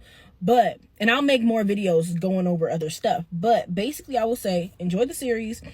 I enjoyed the finale. I did enjoy seeing Thorfinn's, seeing him evolve, right? And he found his way back to his dad's philosophy in his own way. It was quite the journey, okay? What I will say is, I'll say I'm giving him grace because for all great things or just movements in general and just different ways of thinking and doing and living life, you got to start somewhere, right? And that way is not going to be perfect. Even when you find, I mean, is there really ever a finished product of anything, or is it always going to just be given room to get better, right? But because I remember somebody had commented on one of my videos saying their philosophy, like Thor's and Thorfinn's philosophy in the world that they live is kind of, stupid or this, that, and the third. I don't think it's stupid. Me personally, I don't think it's stupid. I just think, you got to start having these conversations at some point, and you got to start somewhere, right? And we see the struggle of, trying to navigate that, especially in the world that they live in, with Vikings and the way that they live and how they think and their beliefs and things like that. But we see him struggle with the fact that, this is boys in this world, right? In this world, and then even in real life, they are not socialized to use their words first. So it was nice to see him finally make his way to where he's like, okay, I need to talk first, right? And before we start hitting on people, let's use our words instead of our fists. And so that was nice to see. What I didn't like is that it seemed like this way of doing things worked for him and for his father until a certain extent, right? For his father, but worked for him and his father because they were really strong, and that because they were warriors, so they could take a punch, or they can, they can take, people beating on them and this, that, and the third. If they weren't warriors and they weren't built like that, they would have got. In the finale, there would be no audience with Canute. Not the average person cannot take 100 blows to the face. You feel what I'm trying to say? Okay, so for me, I understand, right? I'm not too mad because I understand you got to start somewhere, right? But with this pacifist approach, for me personally, I do feel like there is a time and place. I feel like there needs to be a healtly balance. When there's okay, we're just going to run, we're not going to fight, we're just going to use our words. That's fine. But what if you cannot run? Because that is what Thor's did, right? Him and his wife ran away, and they started basically their own little Vinland, right? But what happened? Just like how Canute was like, oh, well, what if you can't get out of my reach, right? And thankfully, it went positively to where, Canute kind of listened to Thorfinn and was just like, okay, I'm going to do things differently. But what if it was like how it was with Thor's, to where that guy who used to fight with Thor's took it so to heart that Thor's left, and it was like, oh, well, that's against the law, right? And he took it upon himself to make sure Thor's got, right? What if it was like that to where, oh yeah, I'm going to find you. I'm going to find you. Now, at that point, what do you do? And I'm not too pressed on it because I know there's going to be a third season. I may read the manga with this one. I just want to see if there's something more in the manga. I don't know. I really like this one. I don't know. I might not. The point of the matter is that I wonder if they're gonna work out those kinks, because again, like I said, I always say men are going to have to hold other men accountable. And I said it before, I'll say it again. Men, they will listen to other men, but not only other men, they're going to listen to men that they look up to, that they consider strong, that they consider to be the ideal man. So that's why it always intrigued people when it came to Thor's way of thinking, like how Thorkel was like, well, I considered him a true warrior. So for him to say that you don't need a sword anymore, I want to know what he's talking about, right? Because I consider him a true warrior. So same thing with Thorfinn, where the man damn beat him to a damn pulp, right? After those 100 punches, right? Then that's when everybody was like, wow, like, you're a true warrior. Okay, you can have your audience, like, we'll listen now. And it's like, okay, that's where it's a problem, because not everybody would be able to take that. But okay, just because you're not strong and you can't, take all that pain, you're not considered a true warrior, and we're not going to listen to what you got to say. So at some point, that's going to become a problem, right? For one. But for two, I just want to see how they're going to work that out, right? And for three, I want to see a healthy balance, because I feel like as long as you change the purpose for the reason that you're fighting, we can make something work, right? Because, for example, let's say, he creates his Vinland, they have children, wives, this, that, and the third, whatever the case is. And let's just say people storm their village. Yes, you can try to run, but what if you don't have enough time to run and everybody make it out safe? Now what do you do when they're taking the babies and when they take the women and they do this and do that? Do you just continue to run and you just leave your family behind? Or do you fight? Do you allow them to take you and your family as slaves and take y'all out? Or do you fight? That's what I kind of want to see worked out now.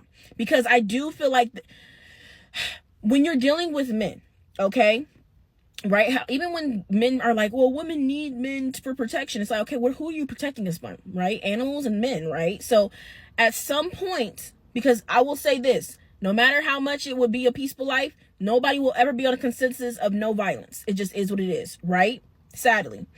So you're going to have to protect yourself and your loved ones from other men, period. That's just what it's going to be. It will always be like that. It don't matter how many people you end up getting to your Vinland, you're going to always have to protect the people that you love and yourself from other men.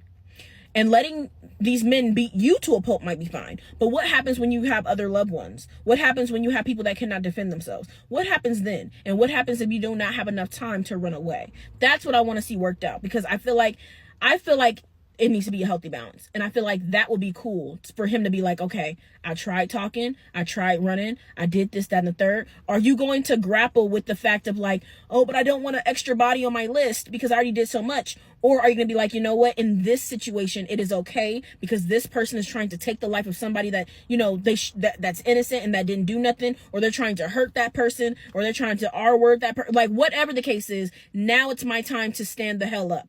Now I am this is justified right now. And then are you going to just beat them up to where they could possibly come back full force again, right?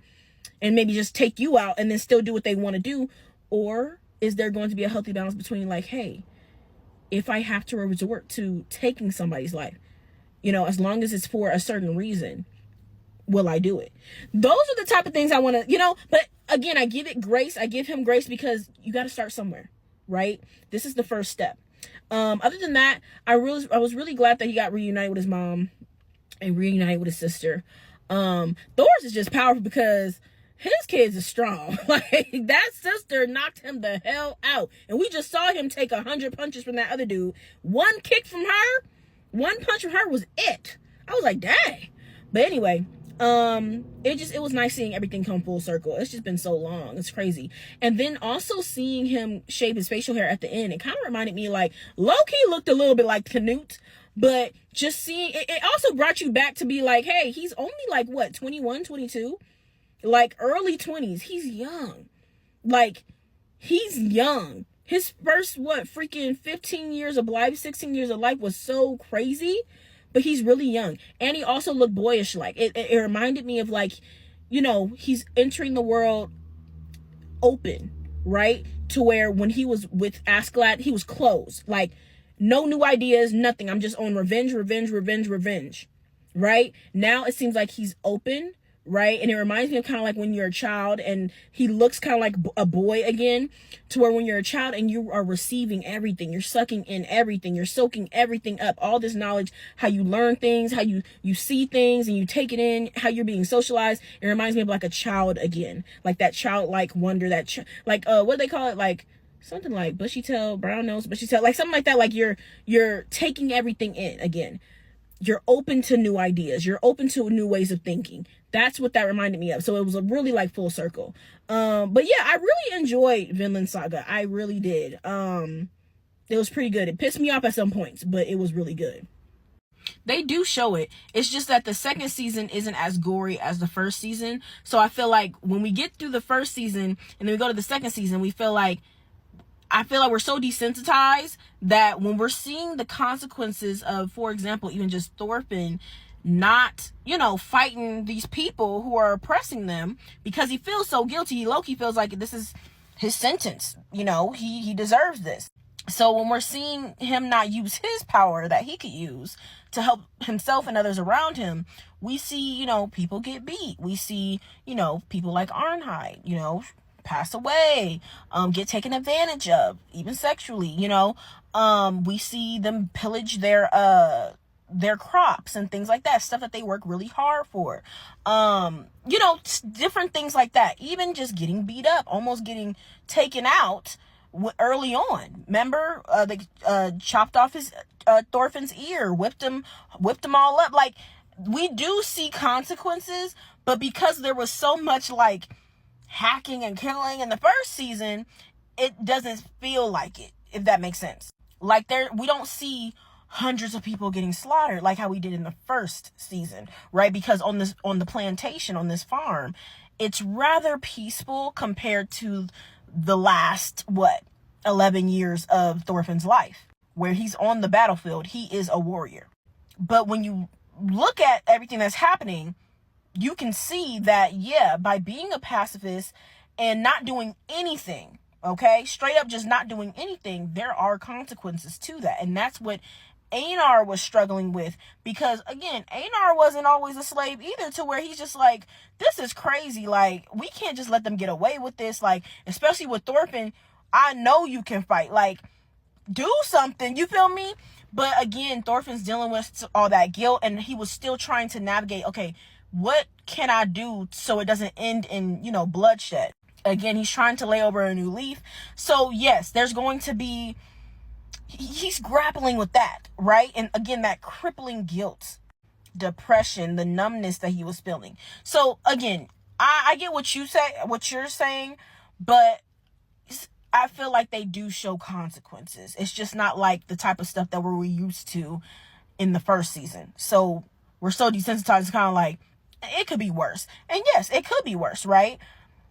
But it's like, we have to also think about, like, on this plantation or this farm, whatever the case is, it doesn't get as violent as other plantations. So we're just going to see it from Keto's plantation of how bad things can get.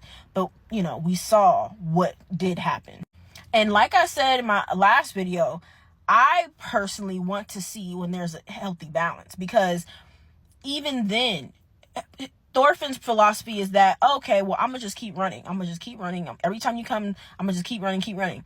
What I want to see, because I know there's going to be a season 3, what I want to see is that evolving into, what if we cannot run? What if our village gets pillaged and they're trying to take the women and children and do this and do that, and you do not have time to run? Now what do? Do you just not do anything because you don't want to shed no blood?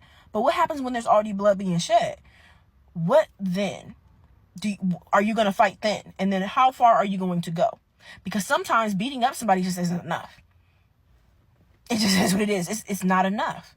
Especially when somebody is going to keep coming back. And they coming out for blood, right? So that's what I kind of want to see. I'm giving it grace because I'm like, okay, you got to start somewhere, right? And that's what he's doing. He's starting somewhere. The philosophy is not going to be perfect. It's never going to be perfect. It's always going to be forever evolving. But I want to see later on is how do they navigate those very violent situations where The innocent and the defenseless are being harmed, and you cannot run. What are you going to do then? Are you going to protect, and how so? You know, because I know you're not going to just run away and leave your family and your children and all that kind of stuff. You're not going to just run away. So then what? What happens then? How do you navigate those situations? Because I feel like there needs to be a repurpose in how and why you use your fists. Instead of being like, I'm never going to use my fists for that anymore. Okay, but what if there's a situation when you need to now? It calls for it now, right? As I feel like at that point, we need to repurpose. Instead of just fighting for greed and for ego and to become a man, right? Now maybe there needs to be a repurpose, and it makes it, better, because you're like, look, if I don't do this, they are going to take my family out, right? Now what happens, right? That's what I want to see. I want to see a healthy balance, because I do feel like there's a time and a place. But don't just be mass doing it and just doing it just to do it, or for status, or, whatever. So that's what I want to see. Because you are right. There are consequences that come with being a complete pacifist. There are, especially in this world. So I feel like they do expand on that. But I get what you mean. I want to see a healthy balance as well. You don't have to like Arnheid, but let's not forget that she was raped by Kettle because he was her slave master, because she was an enslaved woman. And you can say that Arnheid was passive, but if that's the case, you have to say Thorfinn was too. Because let's remember that whole part of that first season, Thorfinn was accepting his fate as well. And he was also accepting it as a repent, okay, for what he did in the first season. So we're going to call everybody out. But you got to also remember, because they're enslaved, for things that they would do, they would be punished for it as well, okay? Because it's very easy for people who have never been enslaved, right, to speak judgment on people who were in enslavement. Like, even though this is fiction, I see the same thing said about people in real life that were enslaved, that they just accepted their fate, that they didn't fight back, that they were too passive, this, that, and the third. When in doing so, that was also used as a survival tactic, because when you spoke up, right, and we see this also with Arnheid as Einar, with Einar as well, because again, he wasn't in that mindset of that, he was enslaved. This was still new to him. So he was like, no, they shouldn't be able to do that, this, that, the third, and they almost killed them. Thank goodness Thorfinn was built different, right? But they slashed him up, did this, did that, and then you see the one time that Arnheid did step out of line, the one time that she actually did something for herself, right, which was go to her husband, right, and help her husband out, and then he did something different, and it was a whole thing, and then when they were trying to leave, what happened? Right? She got a punishment, right? She got beat the hell up and was killed, right? So yeah, there's some people that are just like, I'm a go free or die trying. Some people are like, well, hold on, because she knew she was pregnant, hold on, right? And she lost her first child, so let me go ahead and try to create this life for my child. It's not that simple, right? But like I said, Thorfinn was passive too, right? I just hate characters that do nothing. That's the same thing Thorfinn was doing too. That's why he pissed me off that first whole part of the second season. Because he had the power and the means, but he just was doing nothing. He had to come to that conclusion of like, okay, I'm going to do something. It's not going to be what I used to do, but I'm going to do something. So we can't get upset at a woman for doing quote unquote nothing or surviving, right? When a man, one of the main characters, was doing the same thing. But that's y'all fave, right? Come on now. Now, when it comes to her hesitation when it came to her husband, I think this was a perfect example of like what I talked about in the first season, how a big theme was enslavement, right? And even enslavement to an idea or to a concept.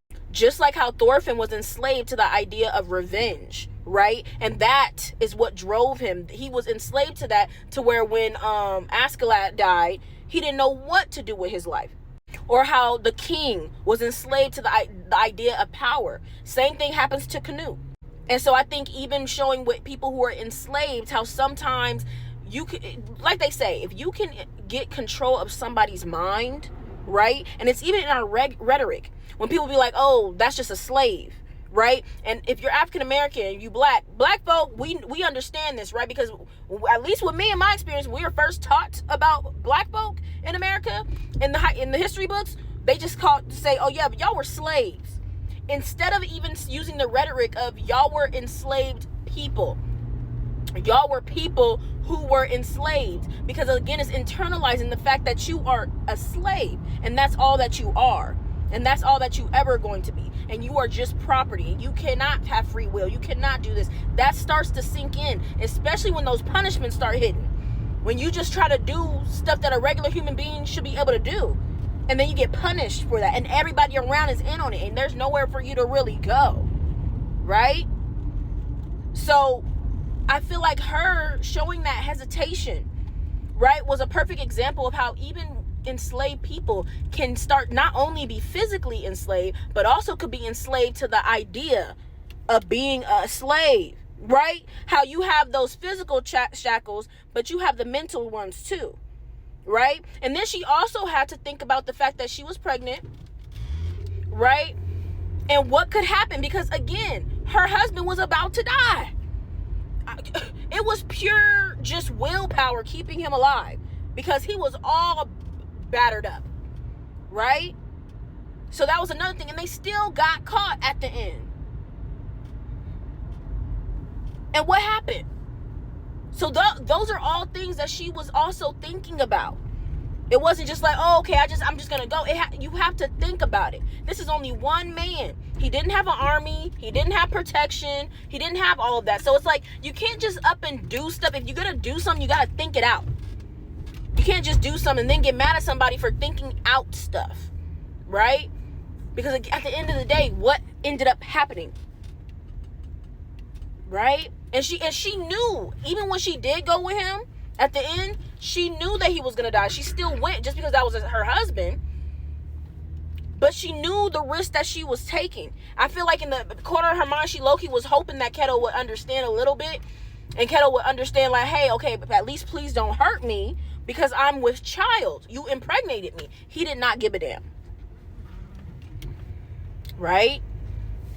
So that's my whole thing. Like, not too much.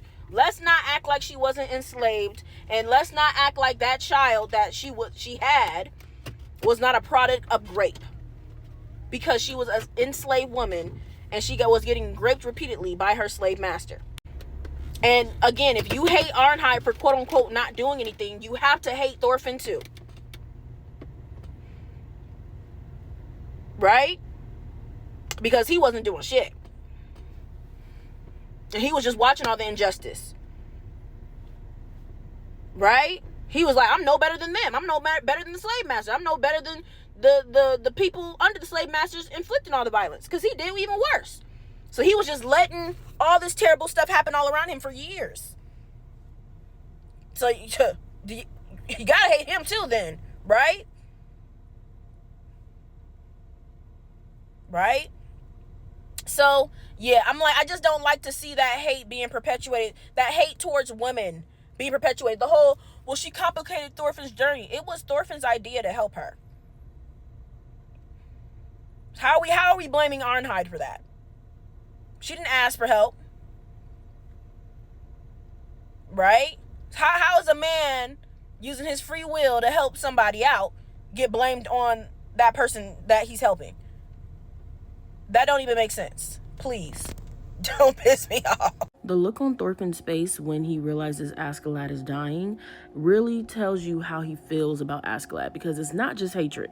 And this is very intentional, especially when it comes to animation. Everything is intentional. If you put your thumb over one side of his face in this picture, one side of his face looks like he's breaking down and is about to cry, like he's heartbroken.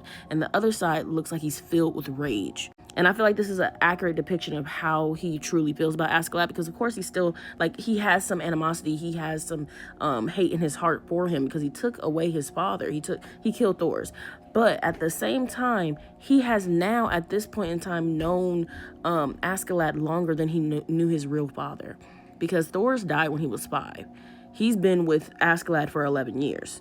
So he has definitely developed some Stockholm Syndrome. And I will be expanding more on this in my podcast episode next week on Monday. My YouTube and Spotify is in the link tree in my bio. But yes, Thorfinn does have some Stockholm Syndrome when it comes to Askeladd, because he does see him now as a father figure instead of just the person who killed his father. And now this is the second time a father figure has been taken from him prematurely, right? Because ultimately his whole deal with Askeladd that, oh, he was going to be the one to kill him one day. But the fact that Askeladd was so much better than him, or even just he was always ahead, always thinking ahead, always a little stronger or faster or whatever the case is, I think that gave Thorfinn some comfort because he knew, well, even though I battle him, I'm not going to be able to really kill him. Probably not until he's much older. So he felt in control of his demise. So the fact that this happened and it was out of his control, it was not expected, was another jab to the heart, because ultimately a similar thing happened with Thor's. And it really shows the fact that they had to drag him away from Askeladd's body, and the fact that reaching out for Askeladd, he dropped his dad's knife. He dropped his dad's knife reaching for Askeladd's body. And then them showing that this knife symbolized everything, not just from the past 11 years, but even from back when he was 5 years old. It's like the fact that he dropped it reaching for Askeladd says a lot.